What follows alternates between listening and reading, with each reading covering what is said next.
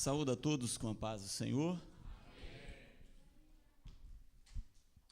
Louvamos a Deus por esta oportunidade ímpar que Ele nos concede de estarmos aqui reunidos para juntos magnificarmos o nome do Senhor. Louvamos a Deus por tudo que Ele tem feito por nós, pela vida de cada irmão que nesta noite estão aqui reunidos desde a manhã, para juntos exaltarmos o nosso Deus. Gostaria de convidá-los a abrir as vossas Bíblias na segunda carta de Paulo aos Coríntios. Se quiser ficar sentado, fica à vontade. Se quiser ficar em pé, os que estão em pé, amém também. 2 Coríntios, capítulo 2 e o versículo 14. Apenas o versículo 14. Todos encontraram? Amém?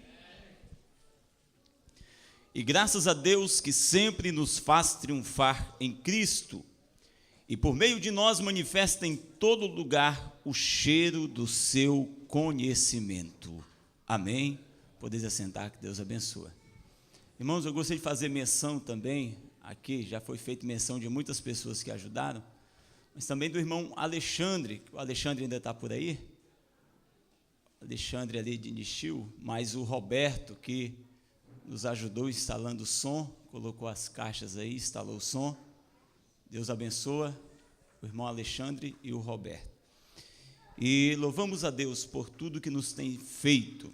Irmãos, nós lemos aqui, eu vou ser bem rápido, eu vou falar em só 10 minutos, vou ser bem rápido, pois eu sei que os irmãos estão, por mais que o espírito esteja renovado, mas o corpo físico cansa, não é isso? E se eu falar demais, os irmãos podem dormir. Então, vou ser bem rápido, para os irmãos não dormirem, e daqui a pouco os irmãos estarem retornando aos seus lares.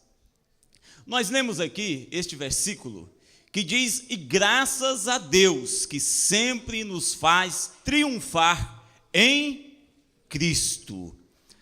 Eu gostaria de falar, irmãos, por que a igreja triunfa? Por que nós triunfamos? O apóstolo Paulo, quando direciona esta carta aos Coríntios, ele é uma carta, na verdade, que em alguns lugares que ele defende o seu ministério. Ali em Coríntio, na igreja de Corinto, ele foi muito criticado. Uns achavam que ele era brando, outros achavam que ele era muito bravo. Mas o apóstolo Paulo fala do triunfo da igreja.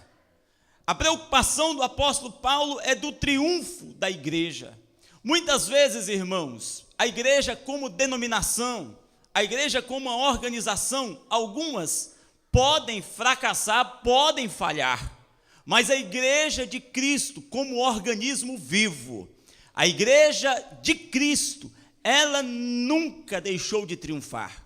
Veio as maiores perseguições, as maiores dificuldades que a igreja de Cristo enfrentou aqui na terra, mas nunca a igreja de Cristo deixou de triunfar. Indivíduos podem fracassar, indivíduos podem levantar e ser abatidos, mas a igreja de Cristo não. A igreja de Cristo é vencedora. Quantos aqui fazem parte da igreja de Cristo? Se você faz parte desta igreja de Cristo, toque no ombro do seu irmão, só se você faz parte, e fala: em Cristo nós triunfamos, nós podemos triunfar.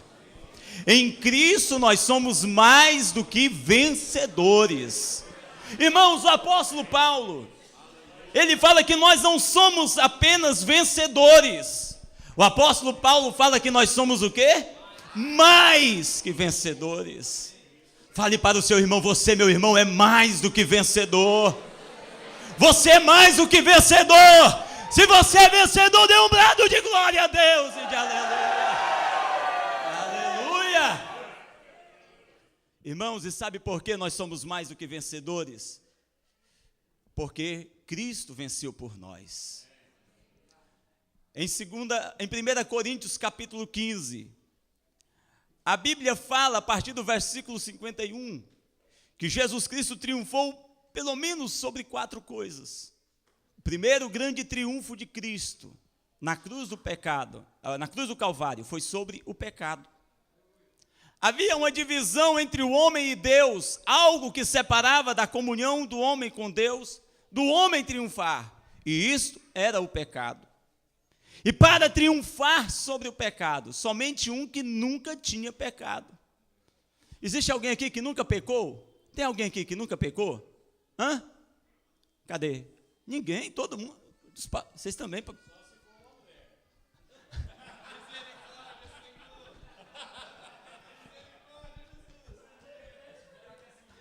Todos nós, irmãos, nascemos da semente do pecado. A Bíblia fala que nós herdamos o pecado do nosso pai, Adão.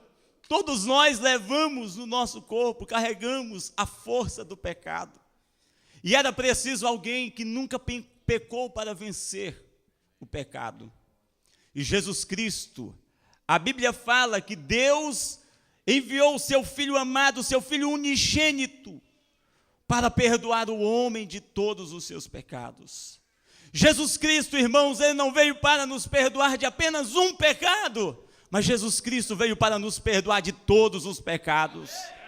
É por isso que a Bíblia fala, se andarmos na luz, como Ele na luz está, temos comunhão uns com os outros, e o sangue de Jesus Cristo nos purifica de todo o pecado. O sangue de Jesus Cristo não nos purifica de apenas um pecado, mas são de todos os pecados que temos cometido. Talvez, meu irmão, você diga, eu sou muito pecador, eu já pequei demais, não tem como eu agradar a Deus, é impossível, irmão, não há pecado que Deus não perdoe, pois do Senhor levou sobre si todos os nossos pecados.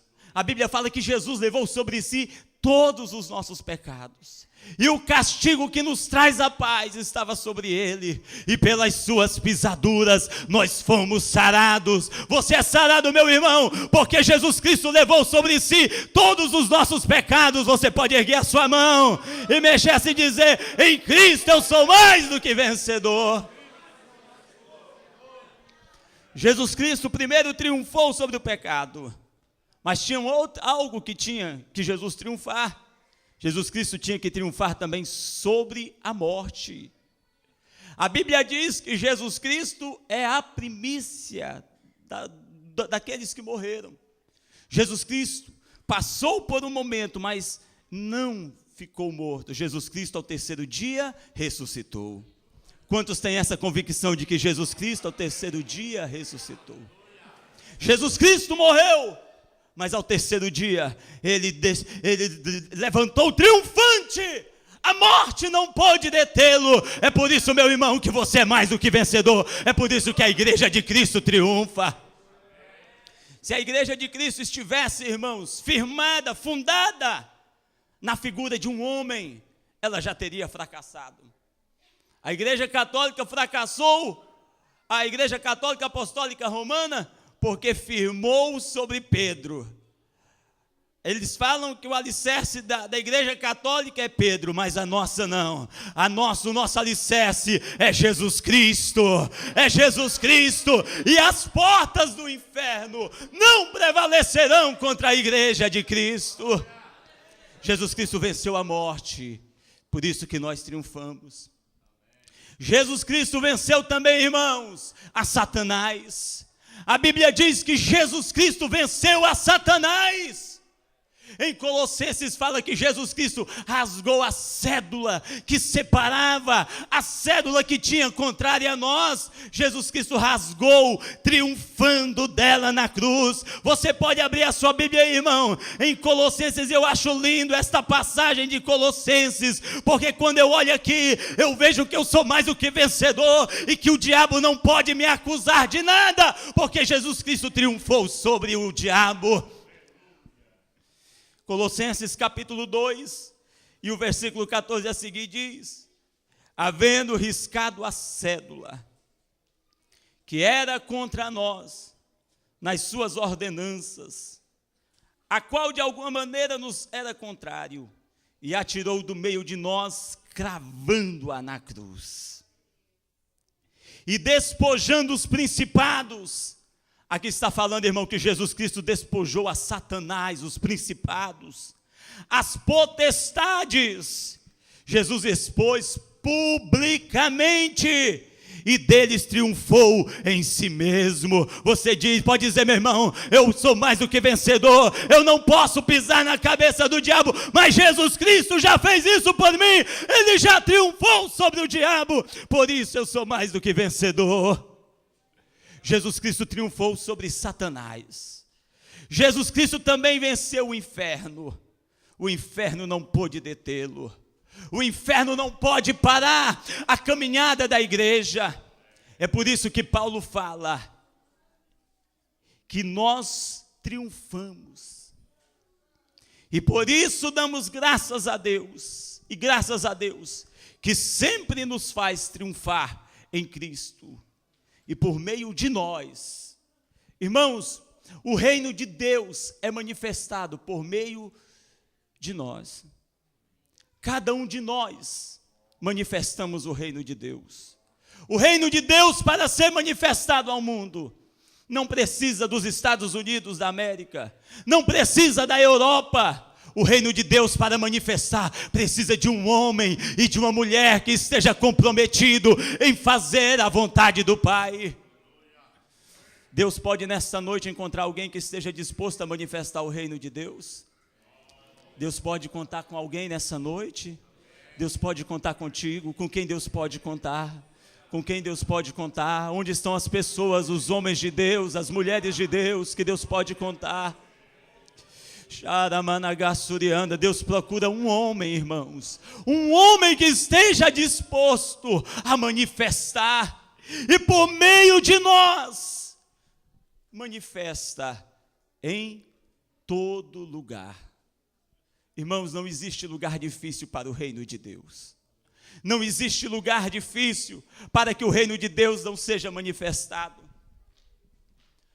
Não existe lugar difícil para que o reino de Deus não venha triunfar. O apóstolo Paulo, quando estava nas suas viagens missionárias, o apóstolo Paulo não encontrou lugar em que o reino de Deus não manifestasse, em que o cheiro suave de Cristo manifestassem.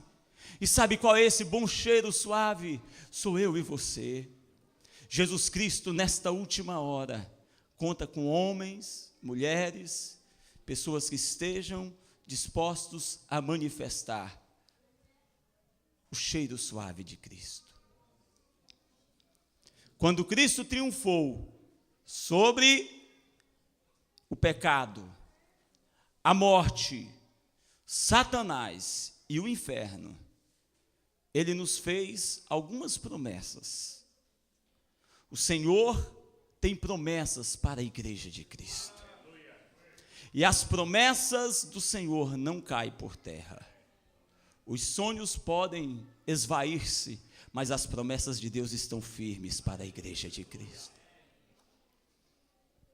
Em Marcos capítulo 16, o Senhor fez algumas promessas para a igreja. Você pode abrir comigo a sua Bíblia em Marcos 16? Quando Jesus Cristo ressuscitou, apareceu aos seus discípulos. Em Marcos 16, a partir do versículo 17, ele diz: e estes sinais seguirão aos que creem. Irmãos, são promessas de Deus para a minha vida e para a sua vida. Eu não posso aceitar